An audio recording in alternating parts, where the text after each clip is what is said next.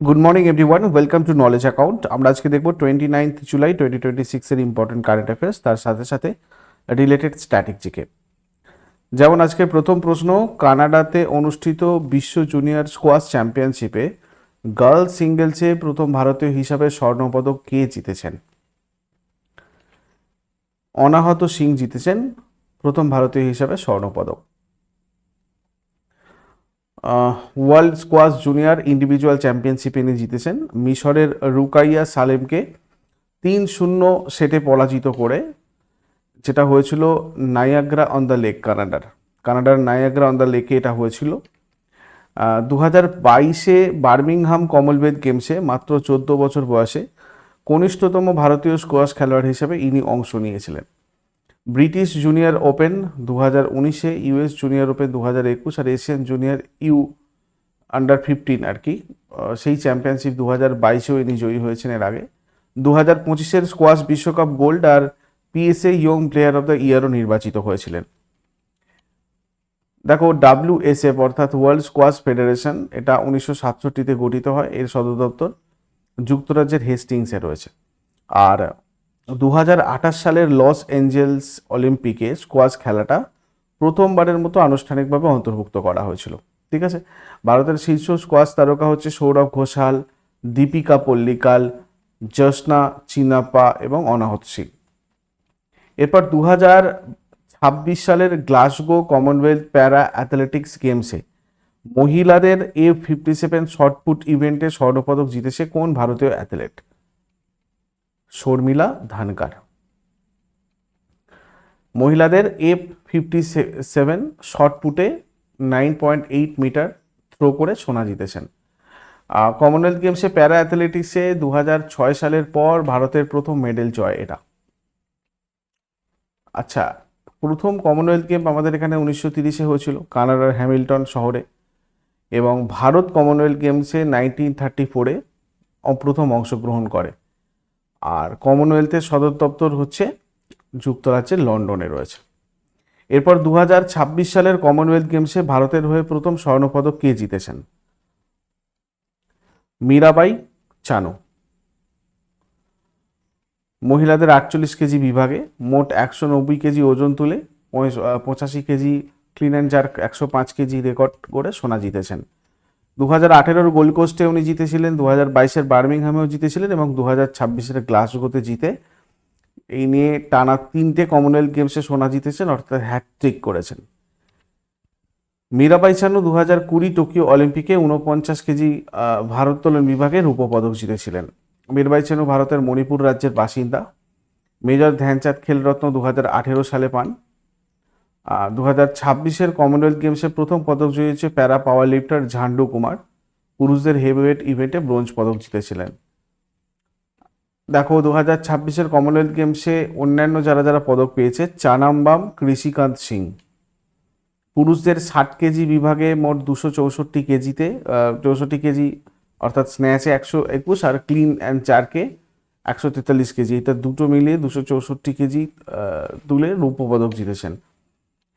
আর তার সাথে সাথে রাজা মুথুপান্ডি পুরুষদের 65 কেজি বিভাগে মোট 286 কেজি, স্ন্যাচে 126 আর ক্লিন অ্যান্ড জার্কে 160 কেজি তুলে রূপোর পদক জিতেছেন। এরপর 2026 গ্লাসগো কমনওয়েলথ গেমসে পুরুষদের 79 কেজি ভারোত্তোলন বিভাগে মোট 330 কেজি ওজন তুলে ভারতের কোন অ্যাথলেট রূপোর পদক লাভ করেছেন? ভল্লুরি অজয় বাবু। ভল্লুরি অজয় বাবু অন্ধ্রপ্রদেশের কোন্ডো ভেলাগাডা গ্রামের বাসিন্দা। কমনওয়েলথ গেমস 2026-এ গ্লাসগোতে যেটা হচ্ছে, সেখানে পুরুষদের 79 কেজি বিভাগে ইনি জিতেছেন। মোট 330 কেজি মানে তুলে রূপোর পদকটা ইনি জিতেছেন, সিলভার মেডেল। এই ভাল্লুরি অজয় বাবুর বাবা ভাল্লুরি শ্রীনিবাস রাও 2010 সালে দিল্লি কমনওয়েলথ গেমসে ব্রোঞ্জ পদক জিতেছিলেন। দেখো, এই আন্তর্জাতিক ভারোত্তোলনে দুটো লিফট থাকে, স্ন্যাচ আর ক্লিন। এগুলো তোমাদের এসএসসি জিডিতে কিন্তু বিগতবারে এসেছিল, ক্লিন অ্যান্ড জার্ক। ঠিক আছে, আর IWF international weight lifting federation, এটা 1905-এ গঠিত হয়। এর সদর দপ্তর রয়েছে সুইজারল্যান্ডের লুজেনে। কর্ণম মালেশ্বরী 2000 সালের সিডনি অলিম্পিকে ব্রোঞ্জ জিতে প্রথম ভারতীয় মহিলা হিসাবে অলিম্পিক পদক পান। এরপর 2026 সালের গ্লাসগো কমনওয়েলথ গেমসে মহিলাদের 53 কেজি ভারোত্তোলন বিভাগে মোট 199 কেজি ওজন তুলে ভারতের কোন অ্যাথলেট রূপোর পদক জিতেছেন? জ্ঞানেশ্বরী যাদব। জ্ঞানেশ্বরী যাদবের বয়স 23 বছর, ছত্তিশগড়ের বাসিন্দা। কমনওয়েলথ গেমস 2026-এ মহিলাদের 53 কেজি বিভাগে ইনি জিতেছেন, আর এটা তার ব্যক্তিগত সেরা পারফরমেন্স। টোটাল 199 কেজি তুলে তিনি রূপোর পদক জিতেছেন। তোমরা মান্থলি কারেন্ট অ্যাফেয়ার্স বা অন্যান্য জিকের পিডিএফ বা প্র্যাকটিস মক সেট, যেটা রেলওয়ে গ্রুপ ডির জন্য রিসেন্টলি হয়েছে, বা অন্যান্য এক্সামের প্রিভিআই কিউ বা টেস্ট সিরিজ, এগুলো আমাদের নলেজ অ্যাকাউন্ট অফিসিয়াল অ্যাপে পেয়ে যাবে। তার সাথে সাথে সেন্ট্রাল এবং স্টেট গভর্নমেন্ট জবের এক্সামের জন্য তোমাদের বিভিন্ন ব্যাচ কোর্সও রয়েছে এখানে, সাবজেক্ট স্পেসিফিক বা এক্সাম স্পেসিফিক। তোমরা এগুলো সবকটা আমাদের নলেজ অ্যাকাউন্ট অফিসিয়াল অ্যাপের কোর্স সেকশানে পাবে, এবং ইয়ারলি কারেন্ট অ্যাফেয়ার্সগুলো তোমাদের কোর্স সেকশানে আছে, তোমরা ওখান থেকে ডেমো ক্লাস অবশ্যই করতে পারো। বাকি টেস্ট সিরিজগুলো টেস্ট সিরিজ অপশানে, আর মান্থলি কারেন্ট অ্যাফেয়ার্সগুলো ইবুক সেকশন থেকে তোমরা পেয়ে যাবে। এরপর 2026 সালের জুলাই মাসে মহারাষ্ট্রের কোলহাপুর জেলায় পচা কাঠের ওপর আবিষ্কৃত নতুন মৃতজীবী ছত্রাক, ওদের প্রজাতিটার নাম কি রাখা হয়েছে? এটার নাম রাখা হয়েছে মাইক্রোপোরলাস কোলহাপুরেন্সিস। কোলহাপুর জেলার নাম অনুসারে এটা রাখা হয়েছে। এটা মহারাষ্ট্রের কোলহাপুর জেলাতেই আবিষ্কৃত হয়েছে। রাজারাম কলেজের উদ্ভিদ বিজ্ঞান বিভাগের প্রধান ডক্টর অঞ্জলি পাতিল এবং গবেষক যোগেশ পাতিল এর আবিষ্কার করেছেন। এটা একটা পলিপোর বা র্যাকেট ফাঙ্গাস, যেটা কাঠ পচাতে সাহায্য করে। এটা একটা মৃতজীবী, পচা কাঠের উপর জন্মায় এবং মৃত জৈব পদার্থ ভেঙে পুষ্টি উপাদান মাটিতে ফিরিয়ে দিতে ভূমিকা রাখে। ছাতার মতো দেখতে, ফ্রুটিং বডি, মানে হলুদাভ কমলা থেকে ধূসরাভ বাদামি রঙের, পাশের ডাঁটা ল্যাটারাল স্টক থাকে, বড় ছিদ্র আর অশ্রুবিন্দুর আকৃতির স্পোর থাকে। জীববিজ্ঞান বা উদ্ভিদ বিজ্ঞানের যে শাখায় এই ছত্রাক নিয়ে আলোচনা করা হয় সেটাকে বলা হয় মাইকোলজি। আর যে সকল জীব মৃত আর পচা জৈব বস্তু থেকে খাদ্যরস শোষণ করে, জীবন ধারণ করে, তাদেরকে আমরা মৃতজীবী বলে থাকি। আর ছত্রাকের কোষ প্রাচীর মূলত কাইটিন নামক জটিল শর্করা দিয়ে তৈরি হয়, এটাও মনে রাখবে। তার সাথে সাথে 2026 সালের গ্লাসগো কমনওয়েলথ গেমসে পুরুষদের হাই জাম্প ইভেন্টে মোট ভারতীয় হিসাবে রৌপ্য পদক জিতেছেন কে? মানে প্রথম ভারতীয় হিসাবে কে রৌপ্য পদক পেয়েছেন? সর্বেশ কুসারে। ভারতীয় সেনার একজন নায়েব সুবেদার ইনি। 2026-এর কমনওয়েলথ গেমস এ পুরুষদের হাই জাম্পে 2.25 মিটার লাফিয়ে রৌপ্য পদকটা জিতেছেন। কমনওয়েলথ গেমসের ইতিহাসে পুরুষদের হাই জাম্পে ভারতের একটা প্রথম সিলভার মেডেল ছিল। এর আগে 2022 গেমসে তেজস্বিন শঙ্কর প্রথম ভারতীয় হিসেবে ব্রোঞ্জ জিতেছিলেন। এটা একটা ইম্পর্টেন্ট এবং রেকর্ড, মনে রাখবে। এরপর ভারতের 45তম ইউনেস্কো ওয়ার্ল্ড হেরিটেজ সাইট হিসাবে স্বীকৃতি পাওয়া সারনাথ কোন রাজ্যে অবস্থিত? এটা রয়েছে কোথায়? উত্তরপ্রদেশে। সারনাথকে ভারতের 45তম ইউনেস্কো ওয়ার্ল্ড হেরিটেজ সাইট হিসেবে ঘোষণা করা হয়েছে। উত্তরপ্রদেশের বারাণসী শহরের কাছে এটা রয়েছে। এর ঐতিহাসিক নাম ঋষিপত্তন, ইষিপতন বা মৃগদাব, ডিয়ার পার্ক। বুদ্ধত্ব লাভের পর গৌতম বুদ্ধ তার প্রথম 5 জন শিষ্যকে এই সারনাথের হরিণ উদ্যানে বা হরিণ পার্কে প্রথম উপদেশ দিয়েছিলেন, যেটাকে বলা হয় ধর্মচক্র প্রবর্তন, এবং এটা বৌদ্ধ ধর্মে ধর্মচক্র প্রবর্তন সূত্রও বলা হয়ে থাকে অনেক সময়। সারনাথে বুদ্ধদেবের প্রথম উপদেশ আর শিশুদের দীক্ষা দেওয়ার মাধ্যমেই এই বৌদ্ধ সংঘ সূচনা হয়েছিল, এবং খ্রিস্টপূর্ব 3য় শতকে সম্রাট অশোক সারনাথ সফর করে অশোক স্তম্ভ, ধর্মরাজিকা স্তূপ এবং একাধিক বৌদ্ধ বিহার নির্মাণ করেছিলেন। তাহলে এখনো পর্যন্ত আমাদের ভারতে ইউনেস্কো ওয়ার্ল্ড হেরিটেজ সাইট কতগুলো হলো? টোটাল 45টা। এবং সর্বাধিক হেরিটেজ সাইট থাকাতে মানে ভারত আর কি নাম্বারের দিক থেকে আমাদের পৃথিবীতে আছে 6th পজিশনে, 6 নম্বর স্থানে। 4র্থ আর 6ষ্ঠ শতকে সারনাথ বৌদ্ধ স্থাপত্য, শিল্পকলা, ভাস্কর্যের মূল কেন্দ্র হিসেবে বিকশিত হয়েছিল, এবং এখানে নির্মিত বিখ্যাত ধামেক স্তূপটাও রয়েছে। দেখো, এটা আমাদের জাতীয় প্রতীক। সারনাথের অশোক স্তম্ভের শীর্ষভাগের সিংহ চতুর্মুখ ভারতের জাতীয় প্রতীক হিসেবে গৃহীত হয়েছে। ভারতীয় জাতীয় পতাকার কেন্দ্রে থাকা 24টা অর বিশিষ্ট নীল রঙের চক্রটা সারনাথের অশোক স্তম্ভ থেকেই নেওয়া। আর গুপ্ত আমলে নির্মিত বিশাল বেলনাকার স্তূপ হচ্ছে ধামেক স্তূপ। আর বুদ্ধের 4টে মহাপবিত্র স্থান হচ্ছে লুম্বিনী, যেখানে তিনি জন্মগ্রহণ করেছিলেন, বোধগয়া, যেখানে তিনি বুদ্ধত্ব লাভ করেছিলেন, আর তার মধ্যেই একটা সারনাথ, যেখানে তিনি প্রথম উপদেশ দিয়েছিলেন, আর কুশীনগর মহাপরিনির্বাণ। আচ্ছা, মোট হেরিটেজ সাইটের সংখ্যা তাহলে এখন আমাদের হলো 45টা, এবং সাংস্কৃতিক তার মধ্যে 37টা, প্রাকৃতিক 7টা, আর মিশ্র হচ্ছে একটাই, কাঞ্চনজঙ্ঘা ন্যাশনাল পার্ক। আর যদি আমরা ভারতে বিশ্বেতে ভারতের স্থান দেখি, তাহলে সেটা হচ্ছে 6ষ্ঠ, শীর্ষে রয়েছে ইটালি। ইটালিতে সব থেকে বেশি রয়েছে। আর এশিয়া প্যাসিফিক অঞ্চলে ভারতের স্থান দ্বিতীয়, যেখানে প্রথম স্থানে চীন রয়েছে। ভারতের প্রথম স্বীকৃত সাইট 4টে স্থান একযোগে প্রথম স্বীকৃতি পেয়েছিল 1983-তে।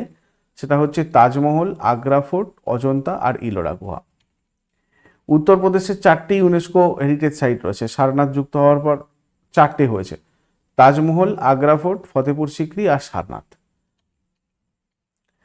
দেখো, সারনাথ তাহলে উত্তরপ্রদেশে রয়েছে, এটা হচ্ছে 45তম, 2026-এ অ্যাড হয়েছিল। এর আগের বছর আমরা দেখেছি 44তম ওয়ার্ল্ড হেরিটেজ সাইট হিসেবে স্ট্যাটাস পায় Maratha military landscape of India, যেখানে মোট 12টা দুর্গ আছে, যার মধ্যে 11টা মহারাষ্ট্রের, একটা তামিলনাড়ুতে।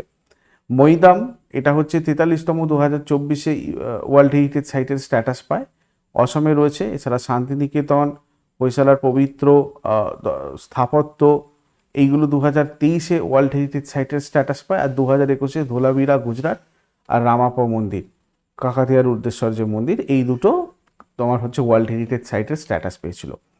এরপরে কোন ভারতীয় শুটার চীনের হাংঝাউতে অনুষ্ঠিত আইএসএসএফ বিশ্বকাপে মহিলাদের 25 মিটার পিস্তল ইভেন্টে সোনা জিতেছেন? Isha Singh. ISSF world cup, এটা তোমার হাংঝাউতে হয়েছিল চীনে। বিজয়ী অ্যাথলেট ঈশা সিং মহিলাদের 25 মিটার পিস্তল ইভেন্টে স্বর্ণপদক পেয়েছেন। আর ব্রোঞ্জ পদক পেয়েছেন মনু ভাকার। একই ইভেন্টের ফাইনালে ব্রোঞ্জ পদক জিতেছে আর কি, হরিয়ানার বাসিন্দাইনি। পদক তালিকায় হাংঝাও বিশ্বকাপে ভারতের সর্বমোট 3টে পদক, একটা সোনা, একটা রূপে, একটা ব্রোঞ্জ লাভ করেছে। আর 2026 মৌসুমে ঈশা সিং এর একটা এটা হচ্ছে দ্বিতীয় আইএসএসএফ বিশ্বকাপ সোনা। এর আগে মিউনিক বিশ্বকাপেও তিনি সোনা জিতেছিলেন। মনু ভাকার একজন ভারতীয় ক্রীড়া শুটার। 2018-ওর আইএসএসএফ বিশ্বকাপে ভারতের প্রতিনিধিত্ব করেন এবং 2টো স্বর্ণপদক জেতেন। আইএসএসএফ বিশ্বকাপে তিনি সর্বকনিষ্ঠ স্বর্ণপদকজয়ী ভারতীয় ছিলেন। 2018 কমনওয়েলথ গেমসে মাত্র 16 বছর বয়সে প্রথমবার কমনওয়েলথ গেমসে অংশগ্রহণ করে নারীদের 100 মিটার এয়ার পিস্তল ইভেন্টে স্বর্ণপদক জেতেন। মনু প্রথম ভারতীয় যিনি এই অলিম্পিকে 2টো মেডেল জিতেছেন। এরপরে কেরালা সরকার হাইপার লোকাল আবহাওয়ার তথ্য প্রদানের জন্য Annam point AI smart weather station স্থাপন শুরু করেছে। কৃষিক্ষেত্রে কৃত্রিম বুদ্ধিমত্তার এই সেন্টার অফ এক্সেলেন্সটা কোন আইআইটিতে রয়েছে? এটা রয়েছে আইআইটি রোপারে। প্রযুক্তি আর আর্টিফিশিয়াল ইন্টেলিজেন্স ব্যবহার করে আবহাওয়ার পূর্বাভাস জেনে কেরালার আধুনিক উপায়ে চাষবাস করা, এটাই লক্ষ্য। আর এটা হচ্ছে অ্যাকচুয়ালি ওই আইআইটি রোপারে অবস্থিত কেন্দ্রীয় শিক্ষা মন্ত্রকের সহায়তায় চালিত একটা সেন্টার অফ এক্সেলেন্স। মাত্র 3 কিলোমিটার ব্যাসার্ধের নিখুঁত মাঠ পর্যায়ের প্রদান করবে এটা, যেমন সৌর বিকিরণ, মাটির আর্দ্রতা, বাতাসের গতি, বৃষ্টিপাত। কেন কেরালায় গুরুত্বপূর্ণ? কেননা কেরালার 92% কৃষি জমি ক্ষুদ্র এবং প্রান্তিক, ফলে নির্দিষ্ট স্থানীয় আবহাওয়ার তথ্য কৃষির জন্য অত্যন্ত জরুরি। 2026 সালে মার্চে পাঞ্জাবে প্রথম 100টা এআই ওয়েদার স্টেশন চালুর মাধ্যমে সূচনা হয়েছিল। এরপর আগের দিনের হোমওয়ার্ক দেখব। ভারতের দীর্ঘতম খাল ইন্দিরা গান্ধী খাল। আর কল্লোল নাটকটা রচনা করেছিলেন উৎপল দত্ত। আর আজকে তোমাদের জন্য প্রশ্ন থাকবে, বৈদিক যুগে নিচের কোন নদী পারুষ্ণী বা ইরাবতী নামে পরিচিত ছিল? আর কোন খেলোয়াড়কে প্রথমবার ভারতরত্ন দেওয়া হয়েছিল? এগুলো শেষকালে কমেন্টে জানো। এরপরে আমরা আগের দিনেরগুলো একবার কুইক রিভিশন করে নেব। চলো, 28 জুলাই 2026-এর জাপান ওপেন 2026-এর পুরুষদের সিঙ্গেলস খেতাব অর্জন করেছেন ক্রিস্টো পপভ। ইনি কোন দেশের ব্যাডমিন্টন খেলোয়াড়? ফ্রান্স। তামিলনাড়ুর প্রথম সম্পূর্ণ কার্যকর বা জলবায়ু সহনশীল গ্রাম কিল্লাই কোন জেলাতে রয়েছে? কুড্ডালোর। রাষ্ট্রপতি দ্রৌপদী মুর্মু রোমানিয়া সফরে ভারতীয় সংস্কৃতি আর শিক্ষা প্রচারের জন্য কোন বিশ্ববিদ্যালয় ইন্ডিয়ান স্টাডিজ চেয়ার প্রতিষ্ঠার চুক্তি করেছে? বুখারেস্ট বিশ্ববিদ্যালয়। অন্ধ্রপ্রদেশের অমরাবতী কোয়ান্টাম ভ্যালিতে ভারতের প্রথম ব্যাংক পরিচালিত কোয়ান্টাম ফাইন্যান্স হাব স্থাপনের জন্য কোন সরকারি ব্যাংক রাজ্য সরকারের সাথে সমঝোতা চুক্তি স্বাক্ষর করেছে? Punjab national bank. Global finance magazine কর্তৃক প্রদানকৃত গ্লোবাল ব্যাংক অ্যাওয়ার্ডস 2026-এ দক্ষিণ পূর্ব এশিয়ার প্রথম ব্যাংক হিসাবে কোন আর্থিক প্রতিষ্ঠানটা ওয়ার্ল্ডস বেস্ট কর্পোরেট ব্যাংক সম্মান অর্জন করেছে? DBS bank. ভারতে প্রতি বছর কোন তারিখে আয়কর দিবস পালিত হয়? 24শে জুলাই। উত্তর আফ্রিকার সর্বোচ্চ শৃঙ্গ মাউন্ট তুবকাল-জয়ী কনিষ্ঠতম এশীয় ব্যক্তি 8 বছর বয়সী ইয়া ক্রিস ভারতের কোন রাজ্যের বাসিন্দা, কোন রাজ্যের অধিবাসী? কেরালা। ডিসিজিআই ভারতের প্রথম ডেঙ্গু ভ্যাকসিনকে অনুমোদন দিয়েছে, এটা কোন আন্তর্জাতিক বায়োফার্মাসিউটিক্যাল সংস্থা তৈরি করেছে? টাকেরা। উপরাষ্ট্রপতি সিপি রাধাকৃষ্ণন উন্মোচিত RSS@100 A Century of Service, Unity and Sacrifice বইটা যৌথভাবে কার রচনা? শ্যাম যাদু আর অনুপম ত্রিবেদী।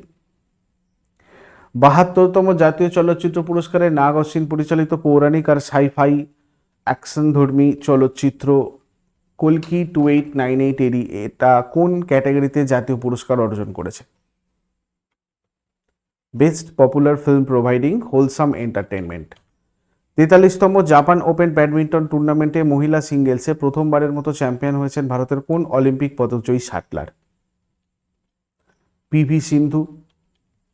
2026 সালের জুলাই মাসে ঝাড়খণ্ডের প্রথম চলচ্চিত্র প্রশিক্ষণ কেন্দ্র Jharkhand film and television institute গড়ে তুলতে কোন প্রতিষ্ঠানের সাথে চুক্তি স্বাক্ষরিত হয়? Satyajit Ray film and television institute, Kolkata. এগুলো ছিল আগের দিনের কোয়েশ্চেন্স। ইউজফুল বলে মনে হলে অবশ্যই সবাই লাইক করো, বন্ধুদের সাথে শেয়ার করো, আর নিজেদের ফিডব্যাক কমেন্টে জানাও। প্রতিদিন সকাল 6টার সময় ডেলি কারেন্ট অ্যাফেয়ার্সের আপডেটের জন্য নলেজ অ্যাকাউন্টকে সাবস্ক্রাইব করে বেল আইকন প্রেস করে অলে ক্লিক করে রাখো। Thank you so much, take care, have a great day.